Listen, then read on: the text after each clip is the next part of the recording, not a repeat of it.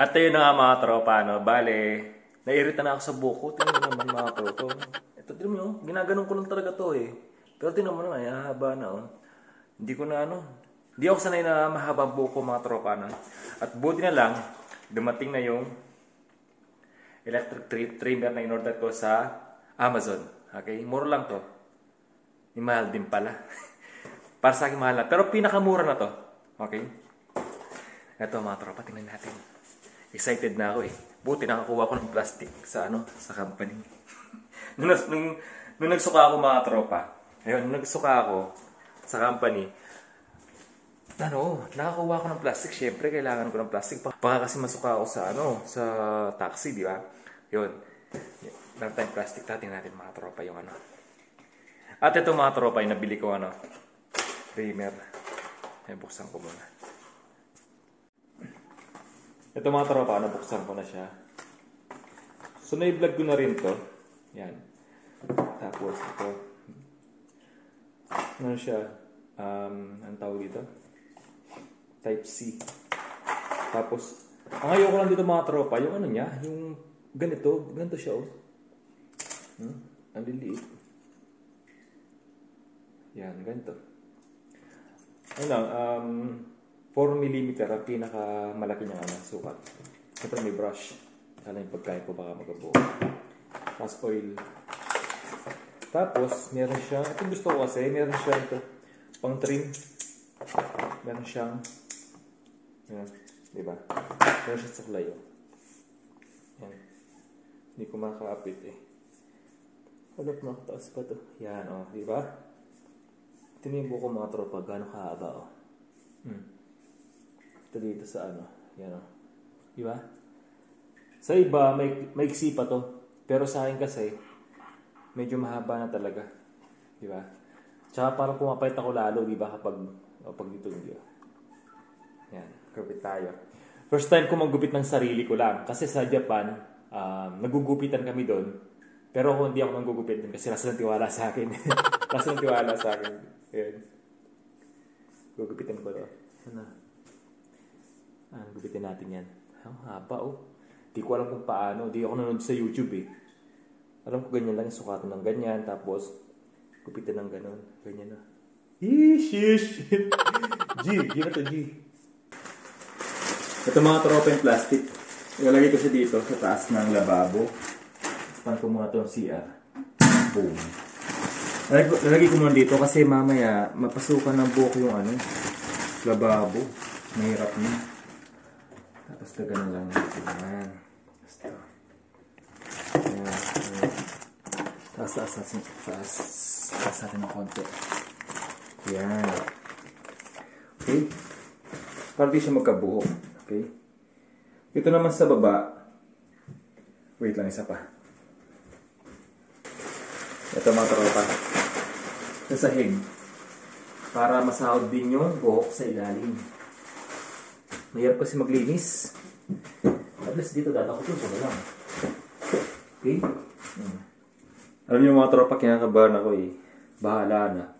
Kapag hindi umokay ito, papaayos ko dun sa kasama namin. Kasi siya nag-offer sa akin, nagupitan niya ako. Eh, nahiya naman kasi ako mang istorbo. Okay. Bahala na. Kaya ko to. Ngayon lang ako magugupit sa sarili ko. Diyan ko. Okay. Siyempre number 4 agad. Number 4 ang gagamitin natin. 4mm ba yun? 3 to 3. Tapos saan na ba? Ito 4. Ang kainaman dito, ang hirap niyang ilagay. Ito ganito lang siya. Yan ganyan. Uy! Shish! Gupitan muna natin. Suklayin muna natin mga tropa, no? Kapag kinaya ko to, lagi na lang ako magugupit sa sarili ko.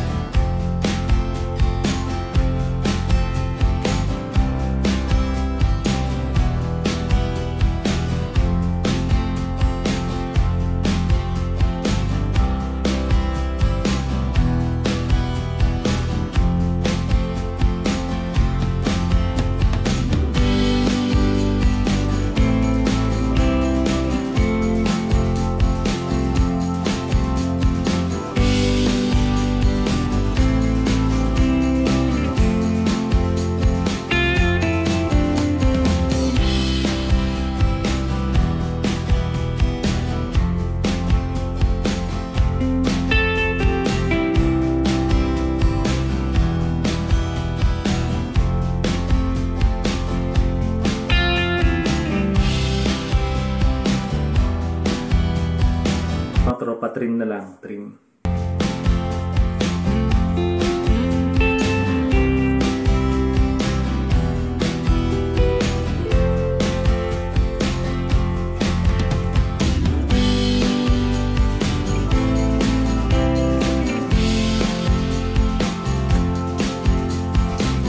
Ito mga tropa yung kinalabasan. Ayan o.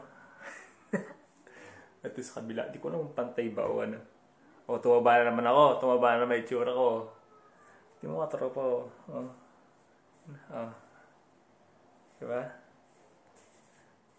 Mamaya, pag tuyo na yung buhok ko, makita niyo yung pinaka-resulta nito. Ako lang gupit dyan. O. Diba? O. Okay ba? Mamaya, patayin ko muna para mas maganda.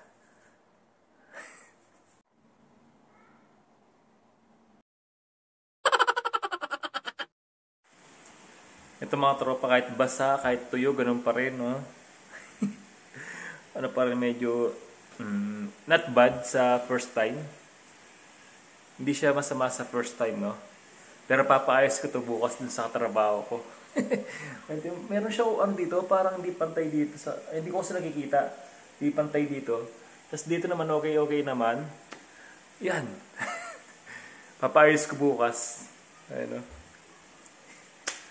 Ay, just me, Marimar. Ayun o. Ito mga tropa, napupunta tayo dun sa trabaho ko. Kasi mga tropa, hindi ako komportable sa gupit ko. Wait lang, susi ko. Ayun o, tingnan nyo naman. Oh. Maganda, okay naman, kaso pa hindi ko maintindihan. Kaya mga tropa, pupunta tayo dun sa katrabaho ko. Dala-dala ko yung panggupit, ayan na. Okay, tara. Ito mga tropa na bale, pupuntahan natin yung katrabaho ko para ipa-ayos yung gupit ko. Ito yun naman. Gulo-gulo, no? Okay, ipapaayos natin kasi meron siyang, alam mo yun, yung parang di pantay-pantay. Hindi ko makita sa likod eh. Tara, punta tayo dun sa katrabaho ko. Papaayos natin. Medyo mabilis tayo. Ang lamig. Biglang lamig na naman dito mga tropa. Kalamig. Ang jacket na naman tayo. Kagandahan dito, yung papunta sa kanila, madaling magbike kasi pababa. Ang hirap nito pa yung yung pag-uwi. Uy, kalamig.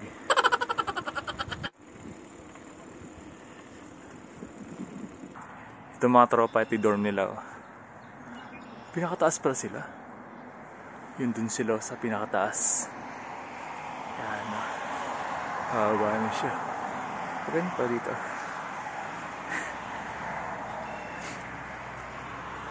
Pwede ba dito, boss? Yan. Huwag ka tawa. Team gupit ko, kapangit. Butik na yan. Ito? Wala palang tao dyan, no? Wala pang mag-aapot yun. Mga bakante, oh. Ang ganda rin pala ng apartment yan, eh. Bakit ang trabaho niya? Ayos din pala. Makalit yung bahay namin, nakakaya mo. Puti na yan. Ako nga magkakalat, eh. Ang ganda rin pala dito. Ha? Ang ganda rin pala. Makalat dito, ha? Sarili. Wala ako maglinis, eh. Paano pagod? Ay, ganda rin pala dito. Doon ka nakakaya sa akin. Mas okay na. Ay. Okay lang yan. Pala. Sheesh. Okay palibahan nyo kaya sa amin. Ay, dito na bata, oh. Wala si Arnie. Kasi ng koridor? Wala. Si Corridor. Saan? Linilinis ko.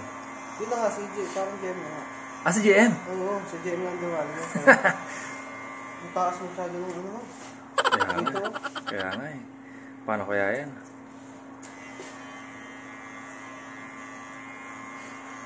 Pinakalaman ko eh. Para sa vlog, sabi ko. Problemahin mo pa yan. Hindi, iba din naman. Siyempre, aangat lang din. Oo. Magiging ano yan. Parang sa pulis eh. Oo. Magaling na. Okay ka naman pala. Maglupit. Ayun mga tropa, yung gupit na pinaayos ko. Ayun ba, mas okay, mas gumanda kaysa doon sa ginupit ko. Ayan, di ba? Mas ayos na kaysa doon sa ginawa ko.